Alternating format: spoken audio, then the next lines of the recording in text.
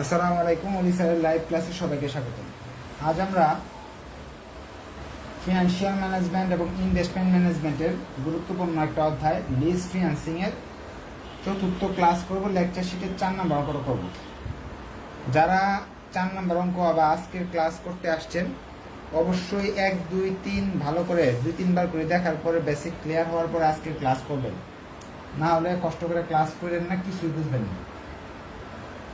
আর এই অঙ্কটা সম্বন্ধে আরেকটা ব্যাখ্যা দিয়ে দিই। পরীক্ষায় যদি এরকম হয়, এখানে তো সি পার্টের প্রশ্ন থাকবে 5টা, সেই 5টা থেকে আপনাকে 5টাই দিতে হবে, A+ পেতে হবে। কারণ ইংরেজিতে থিওরি আসে, থিওরি তো আপনি দিতে পারবেন না, ইংরেজিতে ভালো নাম্বার পাবেন না দিলেও।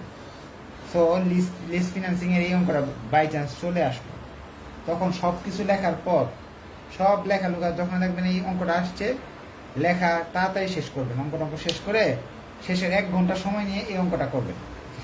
তারপর মিলানো খুব কঠিন হবে।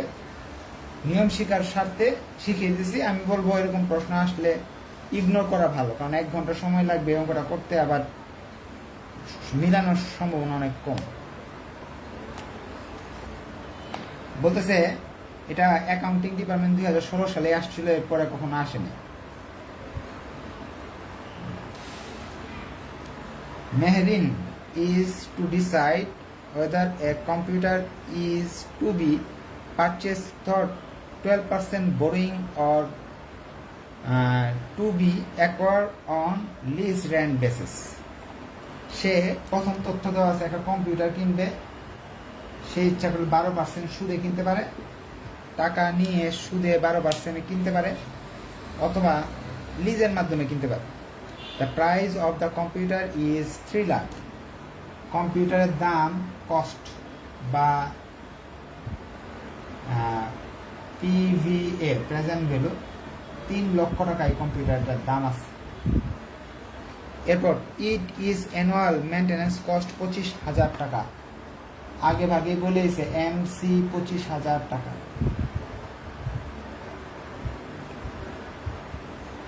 এরপর MC 25,000 per year and expected life is টাকা 5 year. The expected life is 5 year. Expected life 5 বছর, সময় 5 বছর। এরপর আমাদের বলতেছে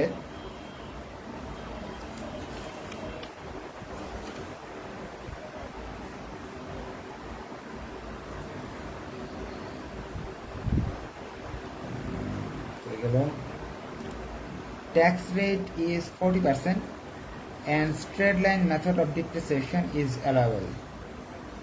Tax rate 40%, tax 40%, straight line method হিসাব করে অবচয়। The salvage value of the computer is 50,000. salvage value দেওয়া আছে 50,000 টাকা। In case of lease, annual lease rent is 1 lakh for 5 equal annual to borne by lessor. বলতেছে আপনাকে যদি lease নিয়ে থাকেন, লিজ নিলে লিজ রেন্ট হবে 5টা, কিস্তি হবে সমান সমান 5টা, 5 বছর দিতে হবে। অ্যানুয়াল লিজ রেন্ট 1 লাখ টাকা করে দিতে হবে, প্রশ্ন করে দিচ্ছি। এরপরে এটার মেনটেন্যান্স কস্ট লিজর বহন করবে, অর্থাৎ আপনার যে MC আছে 25,000 টাকা, এটা কে বহন করবে?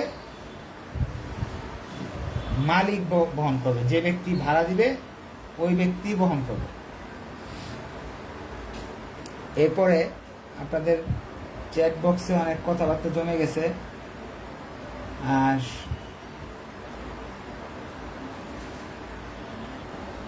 মাইক অন করা শিখে নাই। মেসেঞ্জার গ্রুপে আপনারা করবেন কি, যে আমার যে একটা জুম অ্যাপ চালানোর যে একটা দেওয়া আছে না, ওইটা দিয়ে দিবেন। আচ্ছা, প্রশ্ন পড়তে পড়তে 9 মিনিট চলে যেতেছে আমাদের।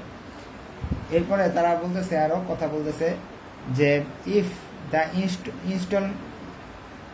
ration is given at beginning of the year for both lease and buying option. Which alternative is best for Meherin? বলতেছে লিজের ক্ষেত্রেও অ্যাডভান্স বিগিনিং এর অঙ্ক, লোনের ক্ষেত্রেও বিগিনিং এর অঙ্ক। একজন ছাত্র আমাকে জিজ্ঞেস করছিল, স্যার লোনের ক্ষেত্রে বিগিনিং হলে কি হবে?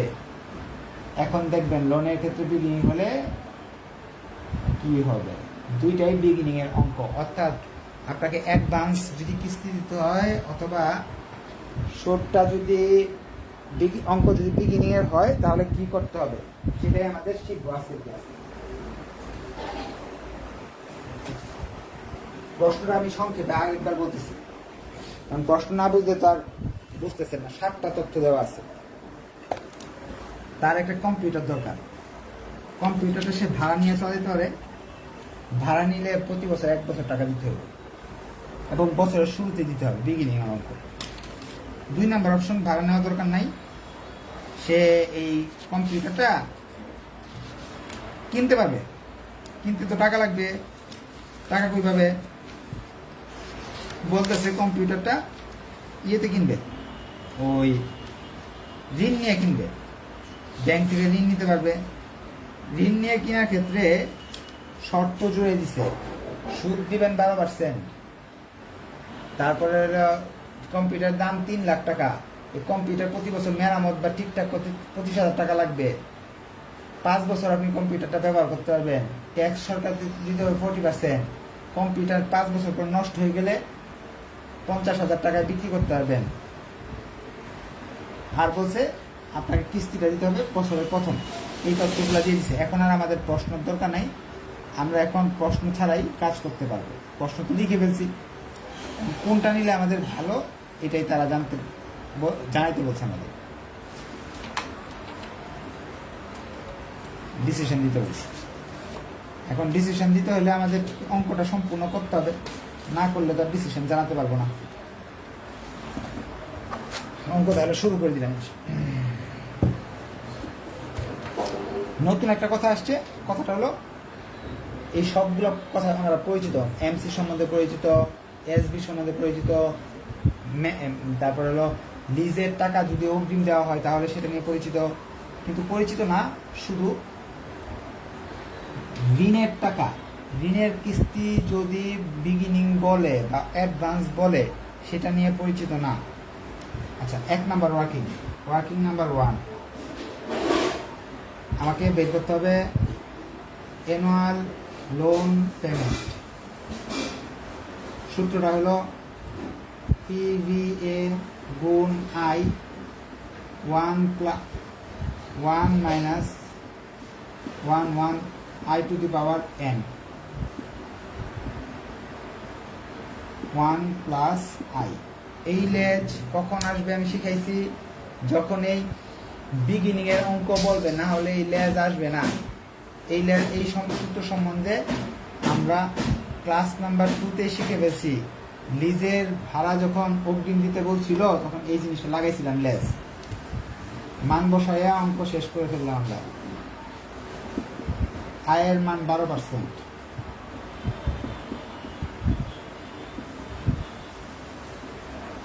এনের মান এটা, এনের মান 5। সায়েন্টিফিক ক্যালকুলেটরকে দিয়ে করে ফেললাম। এটা নিয়ে আজকে আর সময় নষ্ট করবো না। আজকে আমরা শর্টকাট যেতে হবে অনেক দ্রুত, কারণ অনেক বড় অঙ্ক। টাকা 74,306 টাকা, 74,306 টাকা। 8টা ইয়ে শেষ। নতুন কি শিখলাম, যদি প্রশ্নে অ্যাডভান্সের কথা বলে, লোন অপশনটা যদি অ্যাডভান্স বলে এই লেজ লাগাইতে হবে। এটা নতুন ছিল, নতুন শেখা হয়ে গেল, শেষ। ওয়ার্কিং নাম্বার 2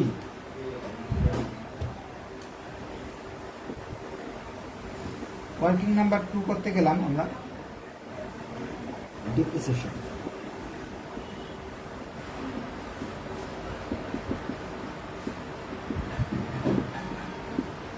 তিন লক্ষ, সেলভেজ ভ্যালু 50,000, 5 বছরের অঙ্ক। 50,000 টাকা আসতেছে ডিপ্রিসিয়েশন। 9 নাম্বার তথ্য আয় 50,000 টাকা, ডিপ্রিসিয়েশন 50,000। 10 নাম্বার তথ্যের জন্য আমাকে ডিএফ বের করতে, ডিসকাউন্ট ফ্যাক্টর রেট। ডিএফ যদি আমি বের করতে যাই,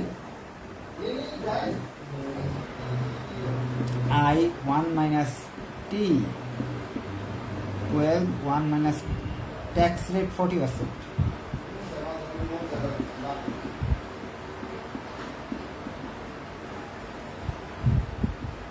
DF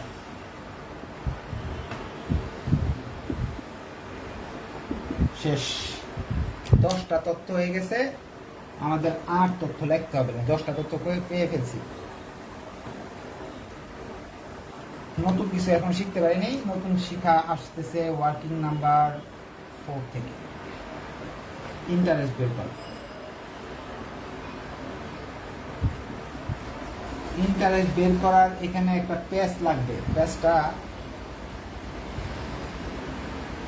কটা করতে হয় আমাদের? 1 2 3 4 5 6টা না? ইয়ার for beginning balance, annual loan payment, interest, principal payment, ending balance। 0 1 2 3 4। শূন্যটা আপনাদের একেবারে পরিচিত। কেন বলেন তো? পরিচিত হওয়ার কারণটা হলো বিগিনিং এর অঙ্ক। ধরেন আপনি আমার কাছ থেকে সুদে টাকা নিতে আইছেন, 1 লাখ টাকা ঋণ নিতেছেন, আমি বলছি মাস শেষে 1,000 টাকা দিতে হবে, সুদের প্রতি মাসে 1,000 বা বছরে 10,000, এটা বলে দিলাম। মাসেরটা বললি তাহলে সুবিধা, মানুষ তো মাসে মাসেই ভাবে, কিন্তু আসলে আমাদের হিসাব বিজ্ঞান অঙ্কে বার্ষিক হয়। সুদটা দিতে হবে বছরে 10,000 টাকা। আপনি তো খুশি হয়ে 1 লাখ টাকা পাইলেন হাতে। তখন আমি বললাম চুক্তিতে লেখা আছে সুদের টাকা জানুয়ারি 1 তারিখ দিতে হয়। তখন বললাম আচ্ছা মাইনে নিলাম। বললাম আজকে কিন্তু জানুয়ারি 1 তারিখ দেওয়া টাকাটা। তখন আপনি মন খারাপ করে এই 10,000 টাকা সুদ দিয়ে গেলেন। এই 10,000 টাকা কবে দিলেন? যেদিন ঋণ নিলেন ওই দিনে টাকা দিলেন 10,000। আপনাকে যেদিন ঋণ নিলেন ওই দিনে কিন্তু সুদ বা কিস্তি দেওয়া শুরু হয়ে গেল। তখন তো কোনো বছর হয়ে গেল না, 0 বছর, জন্ম থেকেই আপনাকে কিস্তি দিতে হইতেছে। এই জন্য 0 লিখতে হবে প্রথমে, 1 লেখা যাবে না। যারা দুর্বল স্টুডেন্ট শিখে নেন, বিগিনিং বললে 0 দিয়ে শুরু করতে হবে অঙ্ক। তাহলে কিস্তি যখন ব্যাংকে দিতে হবে 74,000 বছরের শুরুতে দিতে হবে আপনাকে।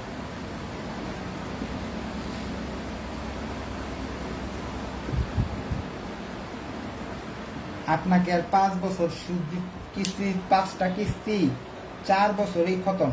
5 নাম্বার বছর আর যাইতে হইল না।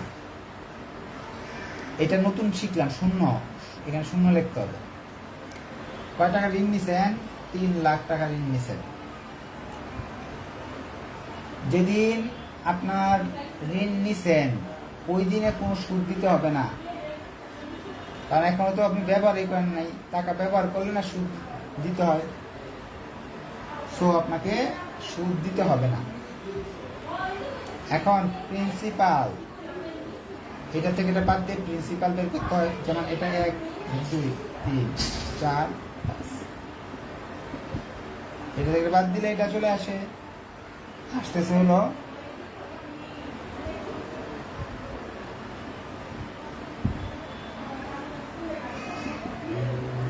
2 minus 5। এটা থেকে এটা বাদ দিতে হবে। এটা আবার এখানে, এটার উপর কত পার্সেন্ট সুদ দিতে বলতে হয়েছে? 12%। এটার উপর 12% ধরবো এখানে, অর্থাৎ 2 নাম্বার ঘরের উপর 12%। সেই হিসাবে আমার আসতেছে 27,083 টাকা। এটা থেকে বাদ দিলাম।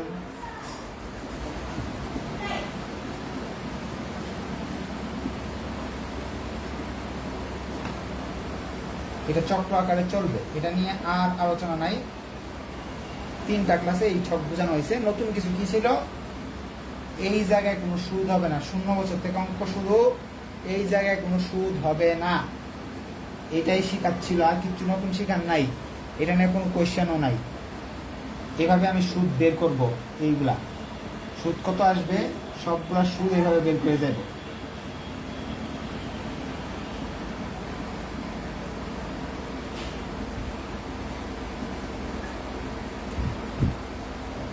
এখন হইল এই অবস্থা। এই ঘরগুলো আর আমি দেখাইলাম না, এগুলো একটু করে নিন আপনারা। হ্যাঁ, এগুলো পারেন, এইগুলো করে আর সময় নষ্ট করলো না। সুদ বের করা শেষ। আগে এটা লিখে দিব, কমেন্টে লেখেন, চ্যাট বক্সে লেখেন। আচ্ছা, লাগবে না, এটা পারবেন। এগুলো তো পড়ানো শিখেছি। শেষ বছরের নিয়ম তো জানেনি, এখান থেকে এটা বাদ দিয়ে দিবে। আচ্ছা, টাকাগুলো লিখে দিই এখানে।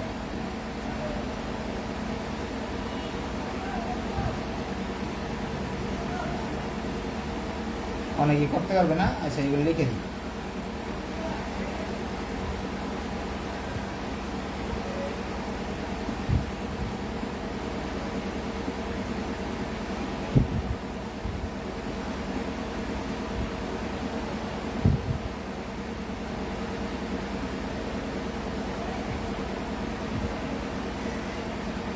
শেষ।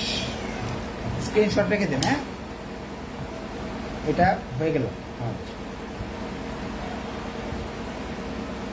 এখন আমাকে কি করতে হবে, 4 নাম্বার ওয়ার্কিংটা একটু নতুন ছিল, এই 0 লিখতে হয় বিগিনিং এর ক্ষেত্রে। 5-এ চলে যাচ্ছি। 5-এ একটা ভেজাল লাগবে। ভেজালটা হলো 5 করতে গেলে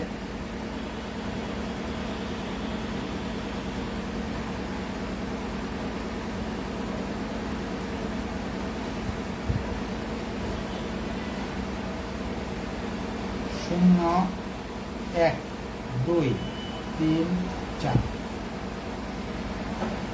এটা তো আমাদের একেবারেই পরিচিত কথা। অঙ্ক কিন্তু 5 বছরের, 5ও লিখতে হবে। 5ম বছর আপনি কিস্তি দিবেন না, সুদও দিবেন না। ওকে, এটা আমরা মেনে নিলাম। এরপর তো ডিপ্রিসিয়েশনের ঘর হয় নাকি? এটা 1, এটা হলো 2, এটা হলো 3, এটা হলো 4। ডিপ্রিসিয়েশনের ঘর হয়। ডিপ্রিসিয়েশন কত? ডিপ্রিসিয়েশন তো কিনার সাথে সাথে তো জিনিসটা নষ্ট হয় না। 1 বছর গেলে না ডিপ্রিসিয়েশন অপচয় হয়, তাহলে কি জিরোতে ডিপ্রিসিয়েশন হবে না?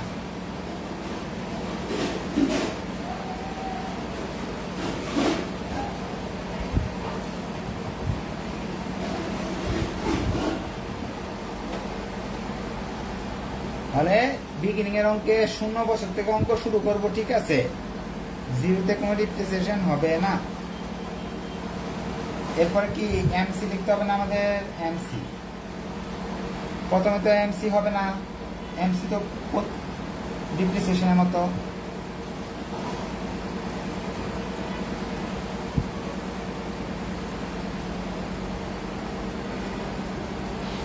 এরপর আসবে টোটাল।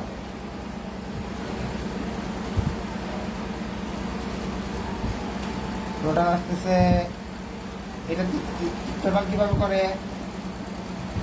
এই 3টা করে যোগফল, 3 যোগ 4 যোগ 5। এটা নাই।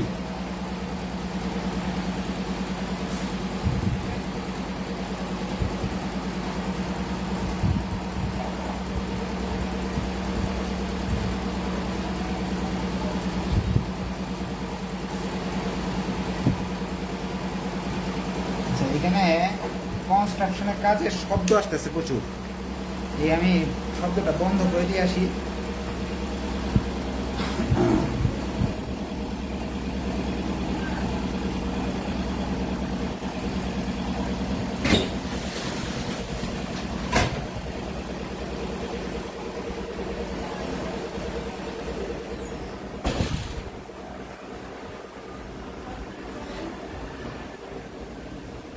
অনেক বড় বিশাল বিল্ডিং হইতেছে, কনস্ট্রাকশন করে সব রাতের বেলা।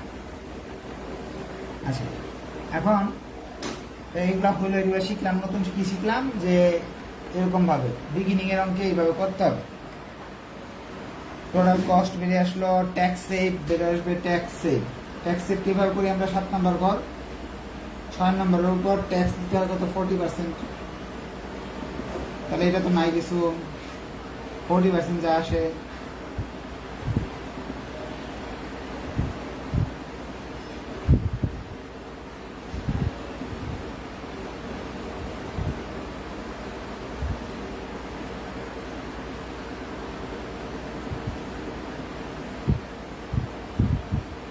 ট্যাক্স সেভের কাজ শেষ।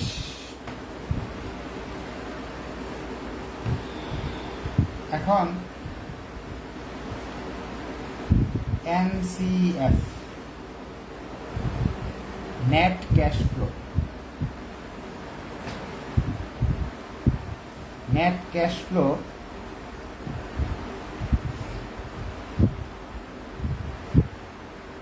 কিভাবে করবো আমরা? নেট ক্যাশ ফ্লো করতে গেলে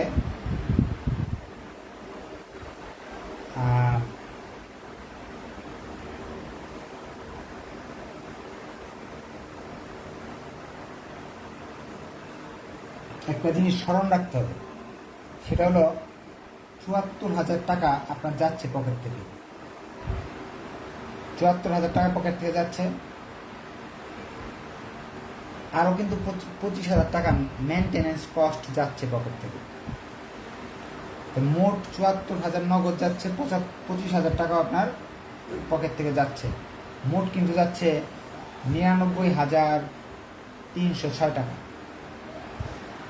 সেই হিসেবে এনসিএফ বের করার জন্য এমসি থাকলে 2+5, দেখেন 8 নাম্বার ঘর, 2+5 বিয়োগ এটা কত? 7।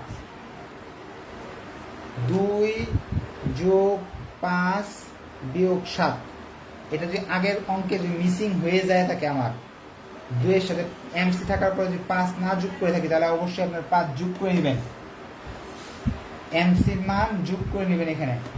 কারণ কি, এটা কি পকেট থেকে কত গেল? ৭৪,০০০ টাকা গেছে, প্রতি বছর ৭৪ যাচ্ছে, 25,০০০ও কিন্তু পকেট থেকে যাচ্ছে প্রতি বছর, ঠিক না? তাহলে আপনাকে এটা মাথায় রাখতে হবে। তো সেই হিসাবে আমি ৭৪,০০০ থেকে যদি এটা যোগ করি আর এটা যদি বেগ দিই, তাহলে এখানে থাকে প্রথম বছর তো ৭৪,৩০০ সামথিংই থাকে, চেঞ্জ হচ্ছে না প্রথম বছর জন্য। প্রথম বছর ৭৪,৩০৬ টাকায় থাকে। ৭৪,০০০ সাথে 25,০০০ যোগ করলে যেটা আসে, এটা থেকে ৪০,০০০ যদি বাদ দিই, তাহলে আসতেছে হলো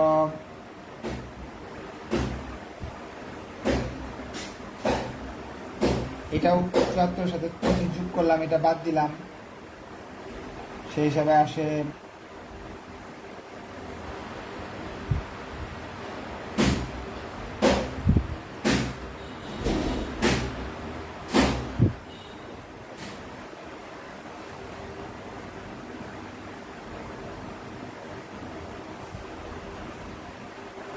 এখন পঞ্চম বছর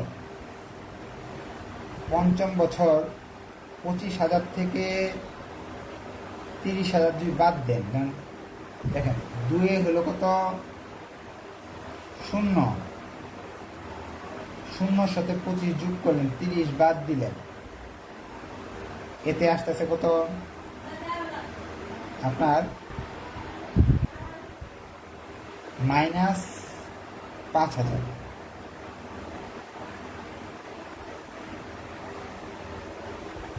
দুই যোগ 5 বিয়োগ দেখো তো 7, -৫,০০০। এরপর আপনার এই পর্যন্ত কিন্তু ঠিকঠাক ছিল। আমাদের আরেকটা বিষয়, চিন্তার বিষয় আছে, সেটা হলো সেলভেজ ভ্যালু।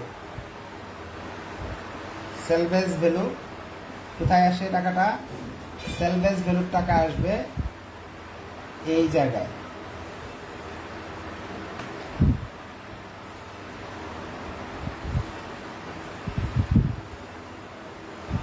পঞ্চম বছর এটা শেখানো হয়েছে আগে। ডিসকাউন্ট ফ্যাক্টর ডিএফ, ডিএফ বের করা কোনো ব্যাপার না। ডিএফ বের করতে হলে আপনার ওই সূত্র আছে 9 নম্বর পর বের করার, 1 ভাগ ফার্স্ট ব্র্যাকেট 1 যোগ সুদের হার কত, ডিএফ এর মান 0.072 পাওয়ার 1 সমান সমান চিহ্ন দিলে এটা আসবে, এটা আসবে, সবগুলো আসবে। এগুলো আমরা অনেক আগে থেকে শিখতেছি।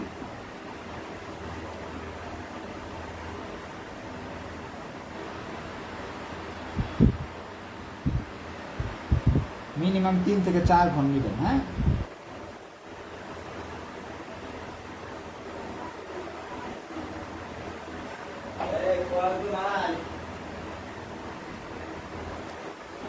পিভি প্রেজেন্ট ভ্যালু অর্থাৎ ঘর নাম্বার 10, 8 গুণ 9 এই দুটো ঘরে গুণ করলে এটা চলে আসবে।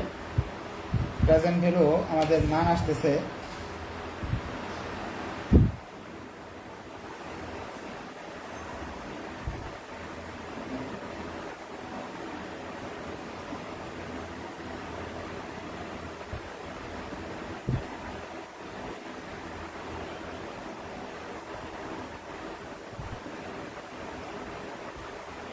আপনারা একটু করেন, গুণগুলো করেন, গুণগুলো করার পরে আমি প্রশ্ন নিব, এই অংশটা শেষ করেই আমি প্রশ্ন নিব। কষ্ট করে এইটা গুণ করেন, -5000 গুণ এটা, ঠিক আছে? -5000 গুণ এটা কত আসে একটু গুণ করে বলেন আমাকে। সব বইতেই যে শুদ্ধ থাকে সব অঙ্ক সেটা ঠিক না। এই দুটার গুণফলটা একটু একজন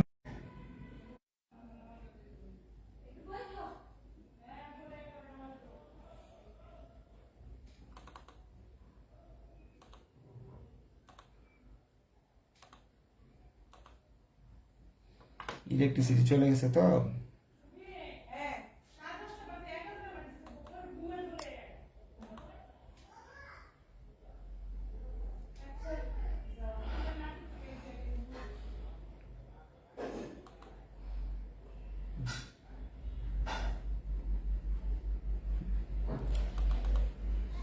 ইলেকট্রিসিটি চলে গেছে, এই জন্য এই লাইন কেটে গেছিল।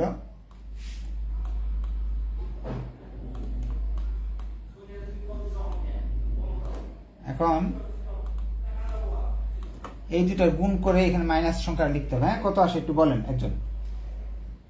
আর এই দুটার গুণফল আসতেছে মাইনাস আসতেছে হলো 35,300, 35,300। এটার গুণফল 5,000 দিয়ে এটার গুণ করেন, কত আসে 3530। ধন্যবাদ। এখন এই যোগ বিয়োগটা একটু কষ্ট করে নামিয়ে দেন, তাহলে আসলো টোটালটা বের করেন আপনারা। 2 লক্ষ আপনার হয়তোবা ইয়ে হবে 40,000 সামথিং হইতে পারে। আপনারা একজন করেন, আমি মাইকটা অন করে দিছি, প্রশ্ন করেন কোন কি বুঝেন নেই, দ্রুত প্রশ্ন করেন। ইলেকট্রিসিটি নাই তো কি 5 নাম্বার ঘরে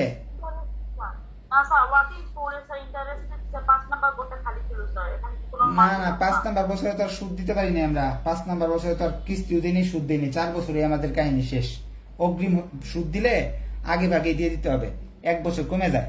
0 বছরে কিস্তি দেওয়া শুরু করছি। 5 টাকা, আমি তো 6টা কিস্তি দিব না, 5 কিস্তিতে এই টাকাটা শেষ করবো।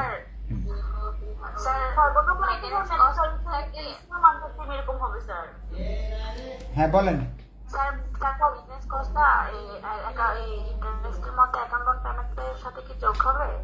হ্যাঁ স্যার আপনি একবার টোটালে 3 + 4 + 5 করছেন, ওটা করার পর এনসিএফ 2 + 5 - 7 কেন করা হয়েছে?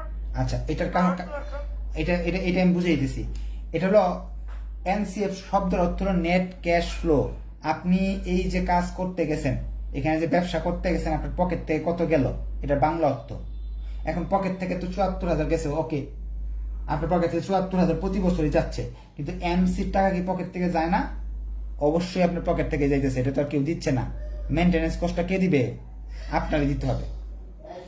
সো এই মেনটেন্যান্স কস্টটা আপনাকে অবশ্যই যোগ করে দেখাতে হবে এই জায়গায় এনসিএফ সাথে 5 নাম্বারটা আবার যোগ অবশ্যই যোগ করে, হ্যাঁ যোগ করে দেখাতে হবে। এবং শুনেন, এটা যদি গত অঙ্কে না দেখায় থাকি এই জায়গায় ভুলে, এই যে 3 নাম্বার অঙ্কটা মনে হয় করছিলাম না, কয় নাম্বার অঙ্কে এমসি ছিল, যদি না দেখায় থাকি অবশ্যই আপনাকে দেখায় নিতে হবে। হ্যাঁ, এটা আমার হয়তো বা এই যে ওয়ার্কিং করে ইনভেস্ট বের করার ক্ষেত্রে এর সাথে কি মেইনটেনেন্স কস্টটা যোগ হবে? হ্যাঁ এএলপির সঙ্গে যে ওয়ার্কিং করে ইনভেস্ট বের করার সময় অ্যাকাউন্ট পেমেন্টের সাথে কি না না না না, তখন যোগ হবে না, তখন যোগ হবে না, শুধু এই জায়গায় এনসিএফ বের করার ক্ষেত্রে। লোন পেমেন্টের সাথে মেইনটেনেন্স কস্টটা যোগ হবে। হ্যাঁ হ্যাঁ, এটা একটু আপনি হুম, তারপরে ট্যাক্স সেটটা বাদ দিবেন। আচ্ছা, আমি এটা একটু বেসিকটা একটু বলে দিই। হ্যাঁ, এনসিএফ এর অর্থ হলো পকেট থেকে কত টাকা যাচ্ছে, আপনার হাত থেকে কত যাচ্ছে। ঋণের কিস্তি দিতেছেন, এটা টাকা যাচ্ছে না, যাচ্ছে। এই ঋণের কিস্তির ভিতরে কিন্তু সুদ আছে, ডিপ্রিসিয়েশন আছে, এবং কি এই মেনটেন্যান্স কস্টটা আপনার ঋণের কিস্তির ভিতরে, এটা অতিরিক্ত পকেট থেকে যাচ্ছে। এই টাকাটা, এই 25,000 যে আছে, এই টাকা কিন্তু আপনার পকেট থেকে অতিরিক্ত যাচ্ছে। আর কি ধরেন গাড়ি কিনছেন, গাড়ির কিস্তি দিতেছেন 74,306 টাকা, আবার এই গাড়ির যে তেল খরচ, এটাকে আপনার দিতে হবে না, নাকি অন্য লোকে দিবে? গাড়ির তেল খরচের টাকা আপনারই দিতে হবে। তাহলে গাড়ি কিনলে আপনার শুধু 74,000 যাবে না প্রতি বছরে, 25,000 সহ 99,000 টাকা পকেট থেকে যাবে। এটা বাদ দেন কেন? গাড়ি কেনার ফলে আপনাকে সরকারকে ট্যাক্স দিতে হইতেছে না 40,800 টাকা, ট্যাক্স বাইচা যেতেছে। যদি আপনি গাড়ি না কিনতেন, এই টাকা ট্যাক্স আপনি দিতে হইতো। এই জন্য এই 40,000 টাকা আপনি বাদ দিয়ে দিবেন। এই দুইটা থেকে এই 40,000 বাদ দিয়ে ধরেন আপনার ইনকাম হয়েছিল 10 লাখ টাকা, সরকার আপনার ঘাড়ে ধরে 40,000 নিয়ে দিত। আপনি সরকারে বলেন, ভাই আমি গাড়ি কিনছি তো আমি 40,000 টাকা কম দিব, মাফ করে দিল। এই জন্য 40,000 মাফ পাইছেন, তাহলে আপনার পকেট থেকে যাইতেছে কত? 58,000 সামথিং। আচ্ছা, আমি ভিডিওতে সেভ রাখবো, অনেক লম্বা ভিডিও, 36 মিনিট অলরেডি চলে গেছে। এখন 36 মিনিটে আমরা শিখতে পারছি নতুন কয়েকটা জিনিস। 1 নাম্বার সমস্যার জিনিস শিখতে পারছি, সুদ নিয়ে একটা প্যাচ, যে বিগিনিং এর অঙ্ক বলে এই সুদটা এখানে হবে না, এখানে সুদ না হয়ে সুদ মাত্র 4টা হবে, কিস্তি 5টাই হবে, হবে না। কিন্তু 50 বছরে ডিপ্রিসিয়েশন, এমসি, টোটাল কস্ট, এইগুলা তো দিতে হবেই। এগুলা আগের মতোই হবে, সেলভেজ ভ্যালু থাকলে আগের মতোই হবে। এই জিনিসটা কিন্তু পুরাটা একটা ভেজাল।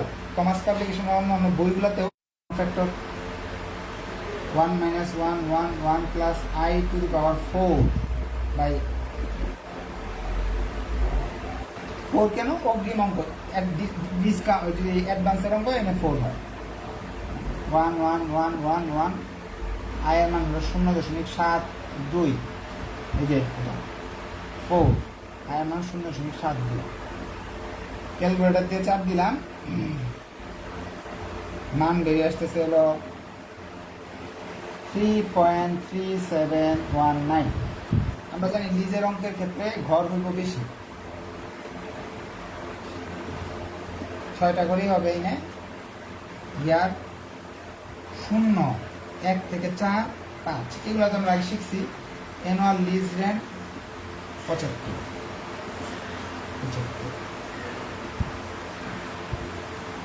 পঞ্চম বছর দিতে হবে না। তারপরে হলো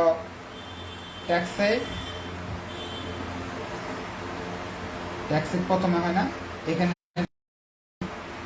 1 2 3 সমান 2 গুণ ট্যাক্স কত পার্সেন্ট বলছে? 40%, 30,000। এগুলো আগের মতোই, নতুন কিছু না। এনসিএফ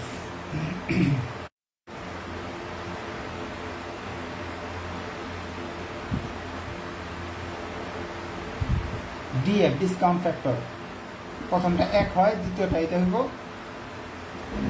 আর তৃতীয়টা হইল আমরা যেভাবে করতাম আর কি, 1/1 প্লাস 0.072 পাওয়ার 5। লিজের মাঝেও করছিলাম, আবার এই লোন অপশনেও করছিলাম, এটা আসছিল প্রেজেন্ট ভ্যালু দুইটা ঘরের গুণফল।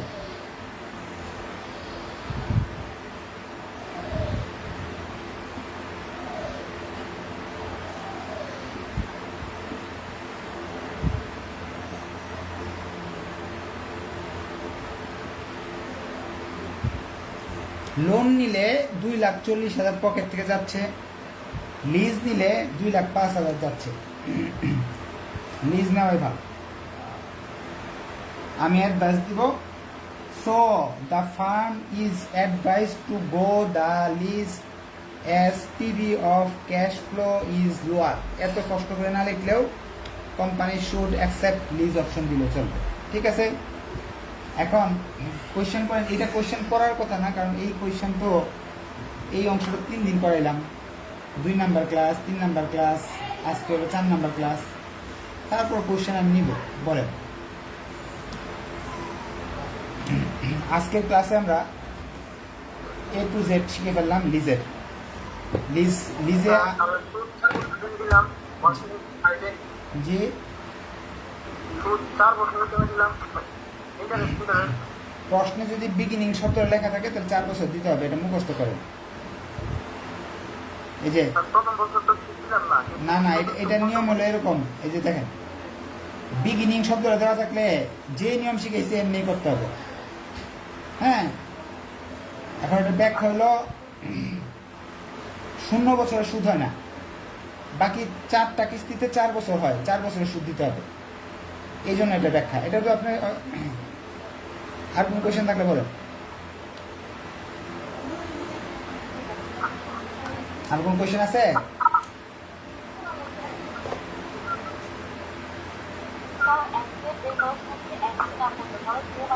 আপনার আপনার সাউন্ডের শব্দ অনেক কম আসতেছে, একটু কাইন্ডলি আমাকে জোরে বলতে হবে।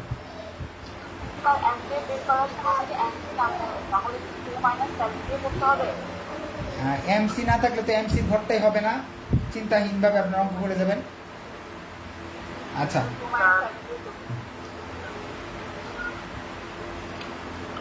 আর কোনো কোয়েশ্চেন স্যার বলেন। স্যার আমরা লোনের ক্ষেত্রে ডিসকাউন্ট ফ্যাক্টর 2 বার নিতে পারি এবং লিজের ক্ষেত্রে 1 বার নিতে পারি। তো লিজের ক্ষেত্রে 2 বার নিতে করি, ওখানে একটা করি, আবার পরবর্তীতে আরেকটা করি। ডিসকাউন্ট ফ্যাক্টরের মধ্যে পার্থক্যটা কি স্যার? এটা তো অনেকবার বুঝাইছি। একটা হলো সিঙ্গেল ইয়ার নিয়ে ডিসকাউন্ট ফ্যাক্টর হয়, সিঙ্গেল ইয়ারের সূত্র হলো এটা। আর যদি 1 to 4 ওইটা হলো সূত্র, বড় সূত্র, এই যে এই বড় সূত্রটা, এই যে 1 to 4।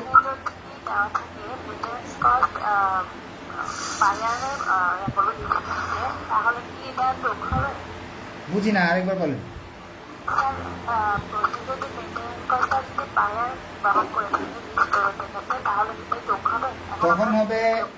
তখন হয়ে যাবে বিপদ, তখন হয়ে যাবে এই জায়গায় বাইরে যাবে টাকা, এরকম বলে না কখনো।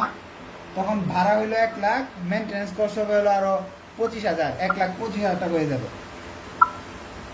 আচ্ছা ঠিক আছে, আমি একজনের যে একটা প্রশ্ন করছে সুদের কথাটা, এটা আরেকবার একটু বলতে যাচ্ছি, ওটা না বললে চলতো, তা বলতেছি। আপনি ব্যাংক থেকে ঋণ নিতে গেছেন, ব্যাংক কর্তৃপক্ষ বলছে 1 লাখ টাকা সুদ দিবা, 1 লাখ টাকা কিস্তি দিবা, 5 কিস্তিতে 5 লাখ টাকা পরিশোধ করতে হবে। আপনি 5টা কিস্তি দিলেন, বিগিনিং এর অঙ্ক যদি এন্ডিং এর অঙ্ক হইতো 1 2 3 4 5 হইতো। বিগিনিং বললে জানুয়ারি মাসে একটা কিস্তি দিচ্ছেন আপনি, কিন্তু জানুয়ারি মাসে কোনো সুদ দিবেন না, কারণ আপনি ব্যবহার এই কারণে টাকা নিয়ে সুদ দিবেন কেন? আসল দিয়ে আসবেন, এখান থেকে সুদ দেওয়া শুরু। 4র্থ বছর যাইতে আপনার ব্যাংকের ঋণ টিন শেষ, এমনকি 5 নম্বর বছর যায় ফ্রিতে সুদ দিয়ে আসবেন। 5 নম্বর বছর যাইতে আপনি সুদ দেওয়ার দরকার নাই, কারণ কি আপনি ব্যাংকের ঋণ তো দিয়েই দিচ্ছেন।